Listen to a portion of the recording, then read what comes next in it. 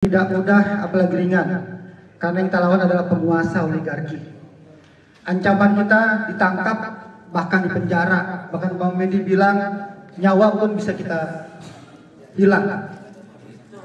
Para hadirin sekalian, pertanyaan saya, berani atau tidak kita melawan oligarki?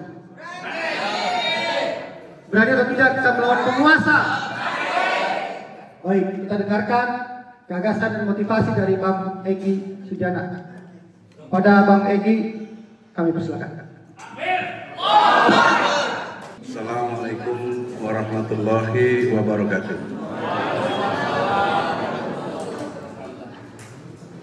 Dataran pemikiran kita harus berbasis intelektual agar kita mendapatkan nilai-nilai kejujuran, kebenaran, dan keadilan. Proses intelektual dalam berpikir itu diawali dengan objektivitas, kedua sistematis, yang ketiga toleransi kepada objek dan sistematis yang sudah diterangkan. Objektif artinya tidak memihak. Maksud saya, walaupun kita sekarang di 02, tapi dalam peristiwa kebangsaan ini kita jangan berpihak, tapi betul-betul kita objektif, ini untuk bangsa kita. Sebab harus di... Iya, 01 maksudnya. Oleh karena itu, di dalam kesempatan ini harus dibedakan pemimpin yang elektoral, hasil pemilihan, dan pemimpin yang tidak lewat elektoral atau non, artinya tidak lewat pemilu. Jadi saya istilahkan yang linier lewat pemilu, yang unlinier lewat non pemilu. Yang linier sudah sampai sekarang 01 dicurangi, 01 dizolimi, 01 dibuat tak berdaya.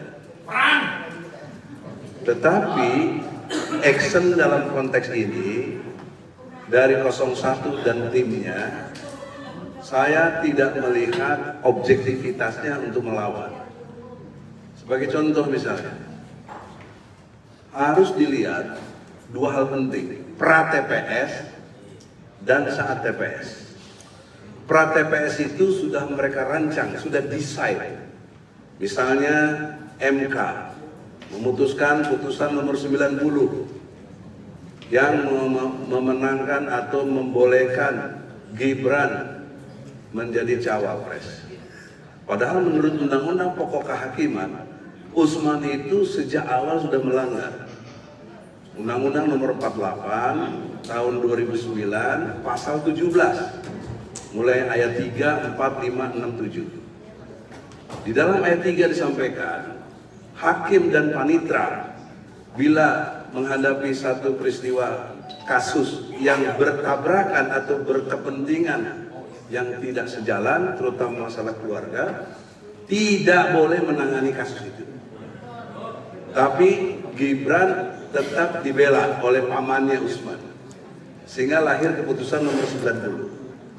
Menurut Undang-Undang Pokok Kehakiman itu, menurut pasal 17 ayat 6, putusan itu dianggap tidak sah.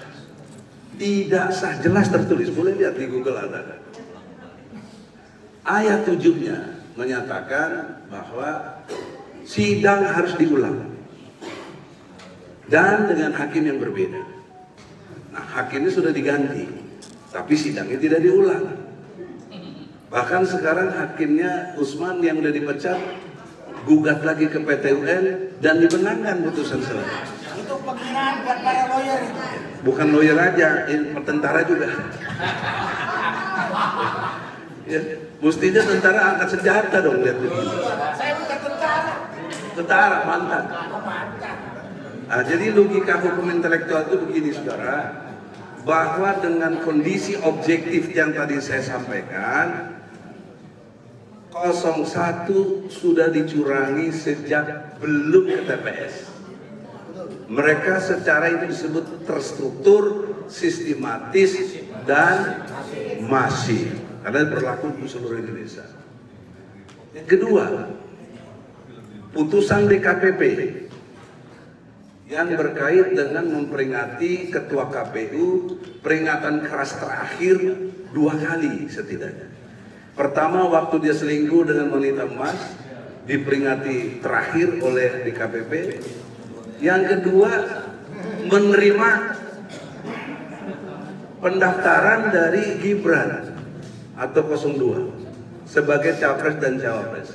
Padahal PKPU-nya, peraturan KPU-nya belum diganti, masih syaratnya 40 tahun. Artinya udah ada pelanggaran hukum, diperingati lagi keras dan terakhir. Jadi bagaimana terakhir kok 2 kali? Ini kan blow on. Ya. Nah, persoalan seriusnya adalah kita sudah di blow onin gini tadi ya. Kok kitanya cicing wae cek Sunda mah gitu. Nah, saya tidak diam bersama DHL dan tim hukum, saya buat tim pembela ulama dan aktivis, saya datangi KPU. Ya, terutama ada angka 54 juta suara fiktif. Bagaimana sampai 54 juta? Apa yang fiktifnya? Orang sudah meninggal, dijadikan tetap daftar calon tetap. Satu kepala keluarga, anak-anaknya sampai 400. Bayangkan ini. Ya, ini sangat sadis. Ini sebelum TPS, sebelum nyoblos, sudah terkondisi secara sistematis, terstruktur dan masif. Ya kan? Makanya saya tambah, bukan TSN sekarang, tambahannya BG, brutal dan gila. Terstruktur, sistematis, masif, brutal dan gila. Waktu di TPS yang Anda lihat coba, satu kotak TPS itu harus paling banyak 300. Nah, ada di satu kecamatan atau di satu tempat itu berjumlah 561.000. Itu kan untuk satu kecamatan. Kok jadi satu TPS? Ini gila gitu. Bahkan 1.000 lebih. Ini 500.000, 1.000. Ngitungnya telat gitu. Ya, jadi saudara-saudara, cara berpikir kita objektif seperti ini. Nah, apa keluhan saya dalam konteks kebersamaan ya? Jangan dipandang kita nggak suka Medi, tapi mengapa 01 tidak progresif? Saya melihat Anies cuma menyatakan kita kumpul-kumpul dulu dada, sementara mereka sudah menyatakan menang. Mereka sudah menyatakan menang dengan quick count-nya itu, yang padahal baru 5%. Bukan, itu mengumumkan presiden spanduk, bukan menang. Begitu bro. Bukan. Presiden spanduk bro. Bukan. Kalau istilah saya bukan itu. Presiden kebelet jadi presiden. Karena baru 5% nggak mungkin mewakili populasi yang 100% dong. Ini ilmu. Secara hukum itu tidak dibenarkan. Tapi kita menerima dengan disambut joget-joget, menang, sementara rakyat lagi susah, beras aja ngantri, mahal. Jadi sangat tidak empati buat kita rakyat. Nah, oleh karena itulah harusnya ada perlawanan keras dari 01 minimal. Apa yang sudah ditemukan, sampaikan kecurangan itu. Ini curang. Dan yang paling penting, kalau antum bisa ngomong sama Anies, saya sudah sampaikan di beberapa forum, harus dari mulut Anies keluar, pemilu ini curang. Dan menghimbau seluruh rakyat yang mendukungnya harus duduk di DPR misalnya. Itu nggak dilakukan. Jadi kita mati-matian dukung beliau, beliaunya enak-enakan. Tidak ada mau capek, tidak nyaman. Harus. Jangan dikaitkan apa ini orang kita dukung dia. Kalau ente nggak dukung karena saudara, ya itu urusan lain. Ente sudah subjektif, gitu. Saya objektif. Kalau soal dekat, saya dekat. Dia adik saya kok, adresnya di HMD dulu. Nah, maksud saya, ini kan forum yang sangat menentukan loh untuk gerakan. Nggak ada salahnya kita ingatkan beliau. Kalau beliau berani ngomong di pers, semua meliput, ini pemilu saya tolak karena ini pemilu curang. Bayangkan daya resonansinya untuk gerakan rakyat. Ketimbang ini tadi semuanya pada ngomong curang, nothing. Nggak didengar. Tapi kalau Anies ngomong, tidak dengar. Tapi ini nggak dijalankan. Oleh karena itu loh saudara, kalau kita berhenti sampai di sini kita kecewa. Maka ada pendekatan yang anlinier. Melihat bangsa ini berdasarkan pasal 1 ayat 1 UUD 45 bahwa negara ini berbentuk republik. Arti kita tahu kembali. Publik artinya kita tahu rakyat. Jadi ini negara kita punya. Jadi jangan mikirin Anies sekarang. Karena Anies sudah selesai, elektoralnya dicurangi tapi cicing weh. Sekarang kita mikirin republik ini, negeri kita yang betul-betul untuk bergerak bahwa kita ini negara yang berkedaulatan rakyat. Pasal 1 ayat 2-nya UUD 45. Pasal 3-nya Indonesia berdasar kepada hukum. Jadi republik, rakyat, kedaulatannya ada pada rakyat dan berdasar hukum. Nah, secara hukum ada peluang namanya hak angket. Nah, maka persepsi kita, brother, harus sama, fokus kepada hak angket. Karena lewat hak angket, presiden pun bisa diberhentikan. Ketua KPU bisa dicopot. Tapi ini aja belum sependapat. Kenapa? Karena partai itu kalkulator, hitung-hitung kepentingan. Kayak Demokrat ya, terang-terangan kalau Demokrat nggak suka ikut dari ributnya pakai logika ributnya. 9 tahun dia oposisi, ditawarin menteri tinggal 6 bulan masuk. Mental politik kita tuh kayak begitu. Oleh karena itu kekecewaan kita ini jangan sampai terjadi, sampai kan. Karena saya lihat di partai pendukung sudah ada yang mulai masuk angin. Ya. Sampai hari ini juga belum ada kata sepakat hak angket. Belum ada hak angket cuma 2 fraksi dan 25 orang. 3 partai ini cukup sebenarnya. Apalagi tambah kita dengar PDIP. Oleh karena itu terobosan saya kalau dikehendaki saudara komedi ya. Apakah komunitas apa nih insan? Ini saya setuju. Sudah lagi tidak ada relawan, berarti kita berkedaulatan. Bagaimana kita santun dulu, minta ketemu Megawati. Karena Megawati yang bisa, partainya paling terbesar, bisa negur langsung, bahkan cabut mandat petugas partainya. Nah, kalau Megawati nggak mau, ini indikasi dia ada main. Kita pelopori bos. Yang salah satu kan ke DPR, ini besok Senin ngapain kita? Ya, namanya ikhtiar. Kita datang aja kantor PDIP di Ponorogo. Ya, temuin Hasto, minta rakyat supaya Megawati bertindak tegas.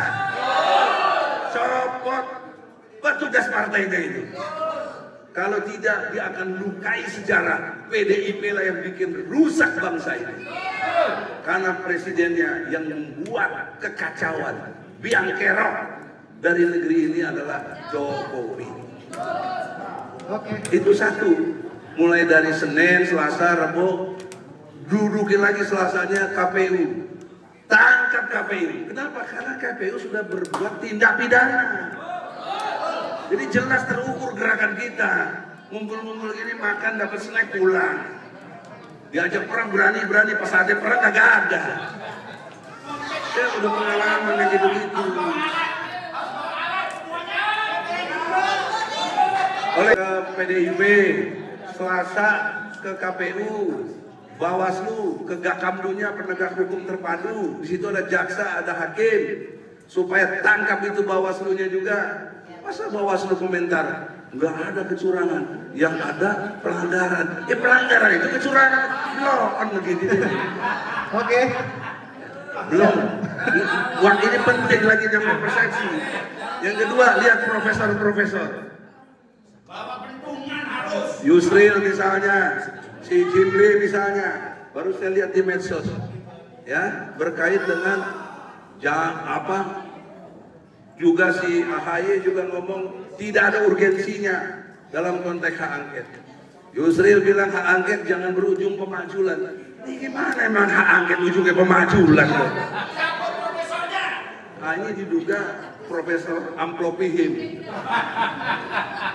dan lain-lainnya lah. Oleh karena itu tidak bermaksud menghina yang lain, karena dia mengganggu kita dalam berbangsa dan bernegara.